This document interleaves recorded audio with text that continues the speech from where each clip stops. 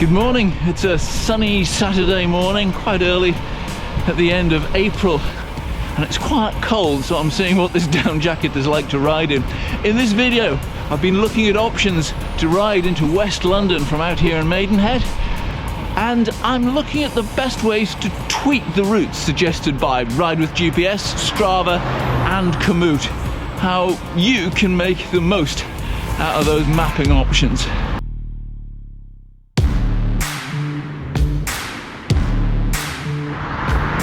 But let's be clear, the best cycle route for you on one day may not be the best route on another day. It depends hugely on the bike you're on and what your goal is. Do you want to get there as fast as possible, or do you want to go an entertaining way, a way that is fun to ride?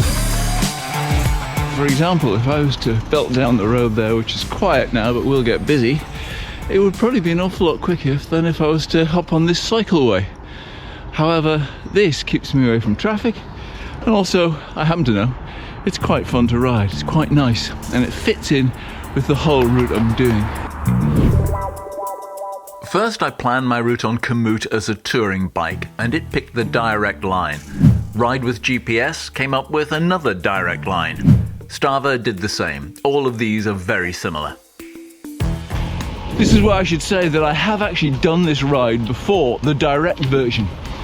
We're running between my mother-in-law's and my brother-in-law's, and I know that direct version runs along the side of Heathrow.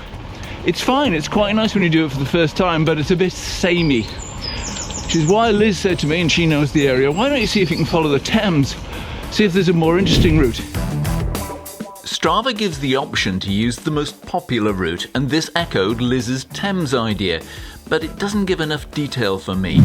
Komoot's cycling map does show Eurovelo, National Network and local cycling routes in purple. Not necessarily cycleways or segregated and with different criteria in different countries, but the ones I see here dip down to follow the Thames. Now this level of detail is only available to premium members. If you try to go to the cycling map and you're not a premium member, you'll see this. However, you can still get that detail from Open Cycle Map. That's the base map they all use, on which all of the official cycle routes are marked. Not quite as obvious as they are on Komoot's cycling map, but they are there. Heading through Bray Village, now famous for Heston Blumenthal's restaurant. We're not going to stop for any snail porridge today.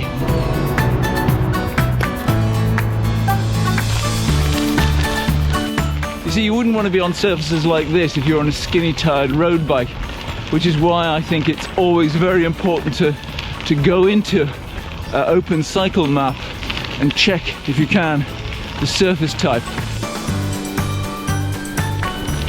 My Garmin says it's 2.5 degrees Celsius.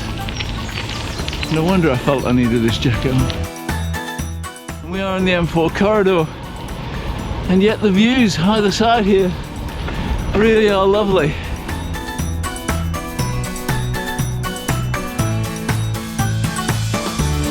There we have Windsor Castle. Not calling on to see the Queen yet. If you haven't, and you get yourself to Windsor, it's well worth doing a tour of that place. Very interesting.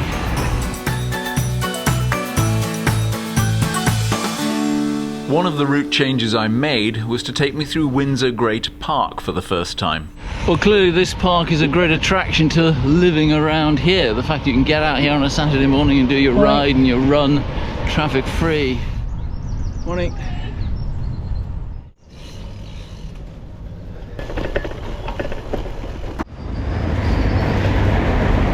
Oh, that's nice. The urban areas are kind of unavoidable, really. That's just rather nice. You can probably tell though, once you get down to places like this, I really am just tappy-lappying along. This doesn't make for fast progress. I mean, I could belt along, but then you've got dog walkers, runners, other cyclists. It's just as easy to take it nice and easy.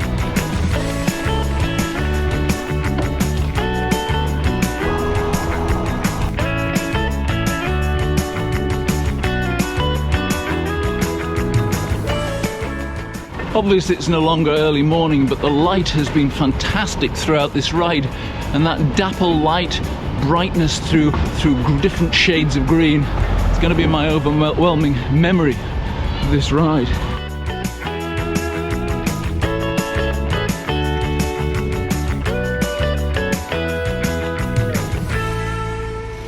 It's definitely a very interesting route.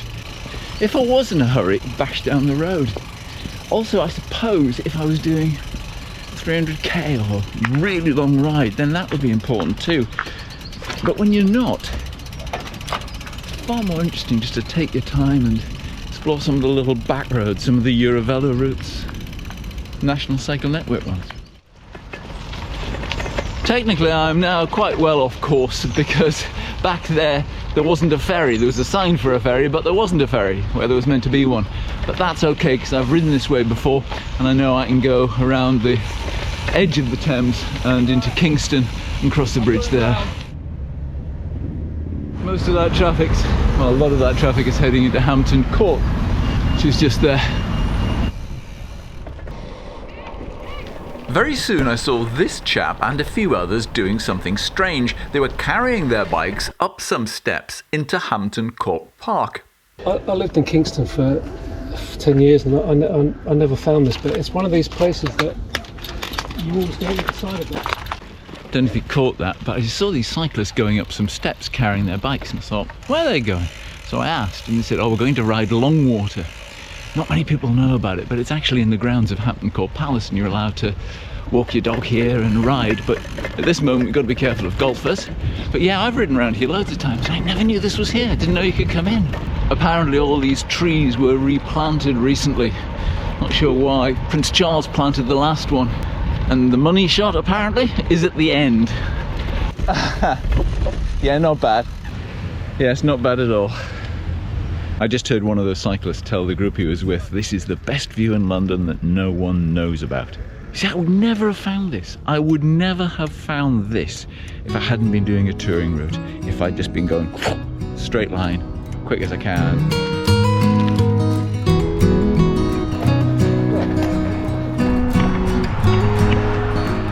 Can you tell we're nearly at Richmond Park? The road warriors are out.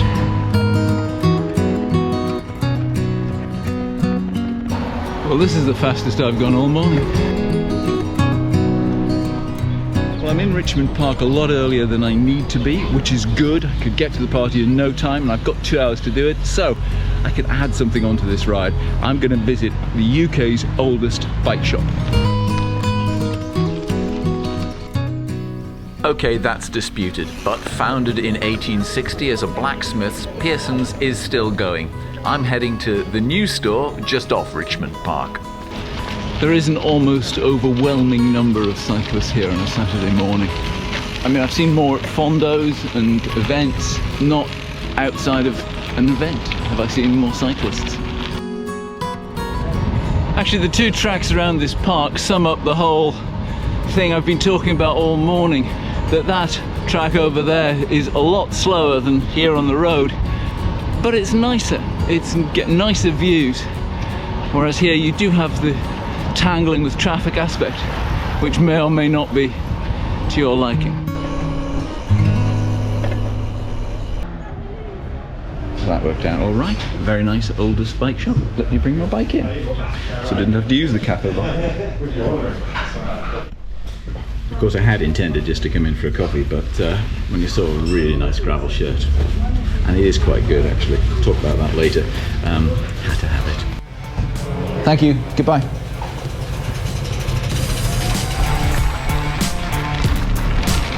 This really has been a superb ride, and a ride of some contrast too. When I started, the temperature, according to the Garmin, was 2.5 Celsius.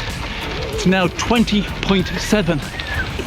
It's been just over 40 miles, and I could have done it in 20 less, but given the time, those extra 20 were what made all the difference. I need to get to this birthday party. It's my mother-in-law's 90th. Have I mentioned that? So I'm looking forward to that and seeing the whole family again. If you have enjoyed this and you're not subscribed, it would be brilliant if you would. Either way, give me a thumbs up please, and have a look around the channel.